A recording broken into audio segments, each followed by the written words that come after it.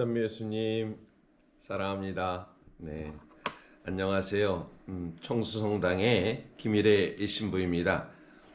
함께 가톨릭 교회 교리서를 공부하면서 우리의 신앙이 더 깊이 있게 가는 시간을 함께 갖도록 하겠습니다. 먼저 오늘은 2025년 4월 5일입니다. 특별히 또 식목일이기도 하지요.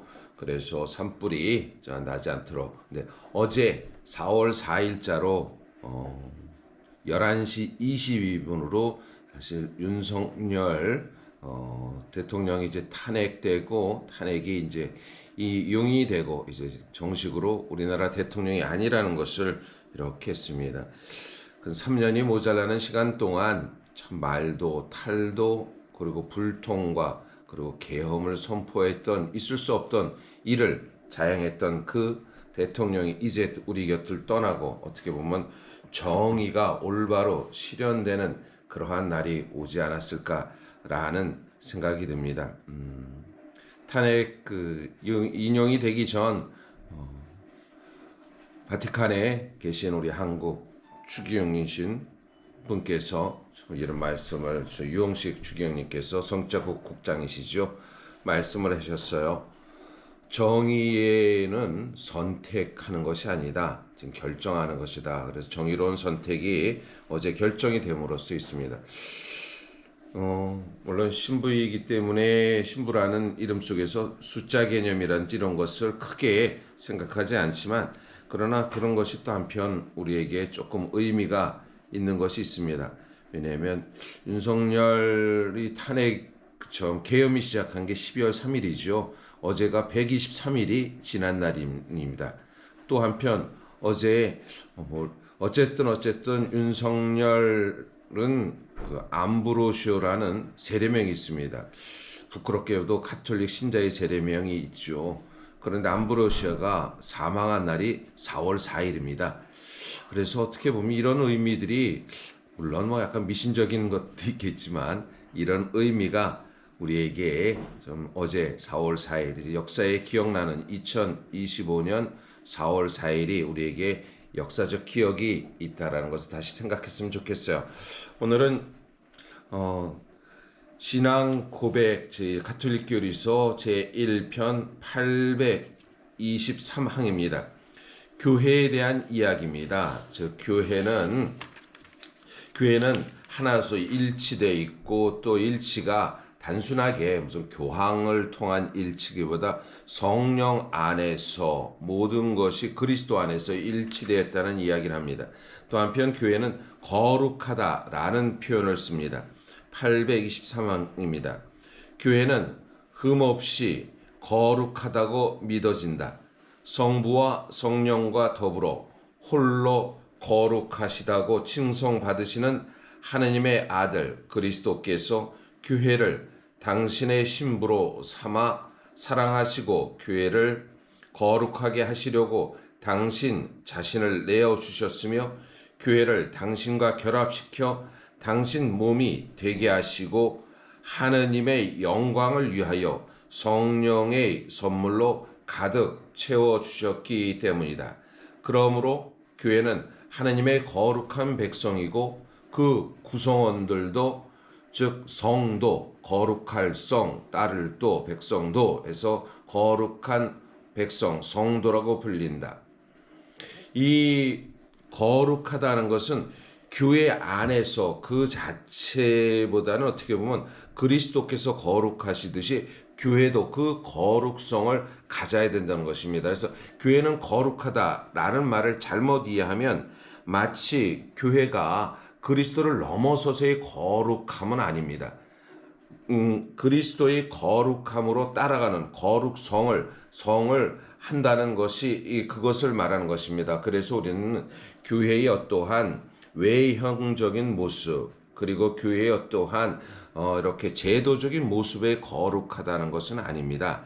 이 거룩하다는 것은 바로 당신의 신부 즉 그리스도께서 교회를 당신의 신부로 삼아 교회를 거룩하게 하신다는 것은 교회 공동체를 사도로부터 세워주었기 때문에 사도로부터 이어져서 세워진 이 교회가, 즉 그리스도께서 물론 세우셨고 사도로부터 이어진 이 교회가 거룩하게 나간다는 것입니다. 그래서 거룩하게 난다는 것은 그 안에, 즉 우리들도 거룩한 백성으로 거룩함으로 지향하면서 하느님의 거룩성에 나갈 수 있는, 그래서 우리의 신심이라든지 우리의 행위라든지 모든 것이 하나 둘씩 주님의 말씀 안에 나갈 수 있는 그런 것이 있다는 것을 말합니다. 824항입니다. 그리스도와 결합된 교회는 그분을 통하여 성화되며 교회도 그분을 통하여 그분 안에서 성화시키는 도구가 되는 것입니다. 즉 우리의 교회는 성화시키는 도구, 거룩함으로 나가는 도구라는 것이죠. 교회의 다른 모든 활동이 그 목적으로 추구하는 인간의 성화와 하느님 찬양이 가장 커다란 효과로 그리스도 안에서 이루어지는 것입니다. 교회 안에 풍부한 구원의 수단들이 위탁되었습니다. 교회 안에서 우리는 하느님의 은총으로 성덕을 얻게 되는 것입니다.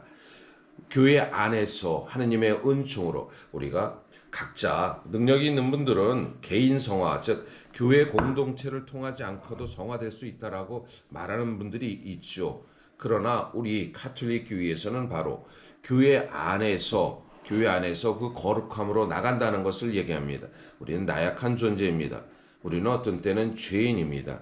우리가 어떠한 선을 행하려도 악한 실제의 모습을 우리에게 자주 보게 됩니다.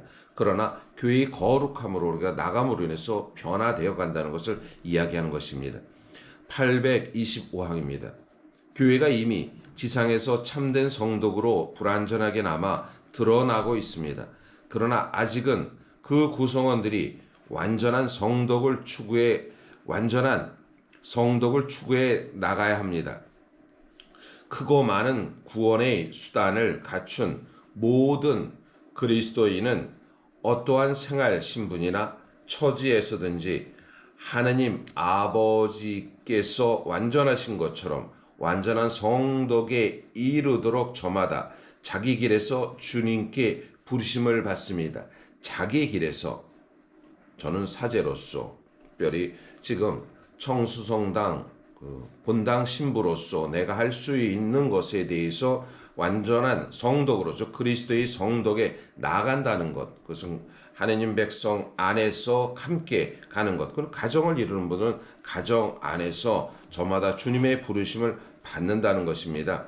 826항입니다. 사랑은 우리 모두가 부름받은 거룩함의 핵심입니다. 사랑은 우리 모두가 부름받은 거룩함의 핵심입니다.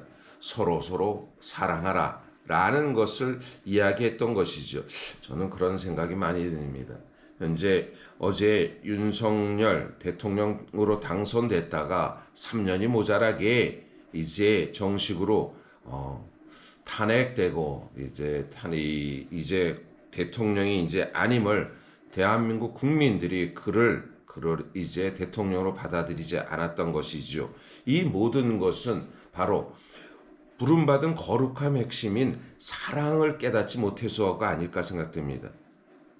자신의 이득을, 그리고 자기 부인 김건희를 위해서 모든 것을 감추고 위선적인 행동을 취했고, 이 모든 것 아에서 결국 하느님의 벌을 받았다는 그것이 많이 생각됩니다. 사랑을 역행한 행위에서는 어찌 보면 이렇게 방관되거나 그대로 있지 않는다는 것을 보게 되는 것이죠. 사랑은 모든 성화 수단을 이끌고 가르쳐 그 목표에 이르게 됩니다. 아기 예수의 성녀 데레사는 이렇게 얘기합니다. 저는 교회가 여러 다른 지체들로 이루어진 몸이라고 한다면 거기에는 반드시 가장 필요하고 가장 고귀한 지체가 있으리라는 것을 알게 되었습니다. 곧 교회가 심장을 가지고 있고 그 심장은 사랑으로 불타오르고 있다는 것을 깨달았습니다. 저는 오직 사랑만이 교회의 지체들을 움직이게 하며 만일 이 사랑의 불이 꺼지게 된다면 사도들은 더 이상 복음을 전파하지 못할 것이고 순교자들은 자신의 피를 흘리려 들지 않으리라는 것을 깨달았습니다. 사랑은 모든 부르심을 포함하며 사랑은 모든 것이고 사랑은 모든 시대, 모든 장소를 끌어안고 있다는 것을 한마디로 사랑은 영원하다는 것을 알았습니다. 라고 이렇게 성녀 소아데레사가 이야기합니다. 이 거룩하다는 말 속에서는 바로 가장 바탕은 우리가 거룩을 잘못 이해하면 성스러움과 속스러움의 거룩함을 자꾸 생각하는데요. 그것이 아니라 사랑의 실제 얼마나 가까이 갈 수 있는 것인가라는 것의 거룩함을 이야기하는 것입니다. 네, 오늘은 여기까지 하겠습니다. 오늘도 행복한 하루가 되시기를 바라겠습니다.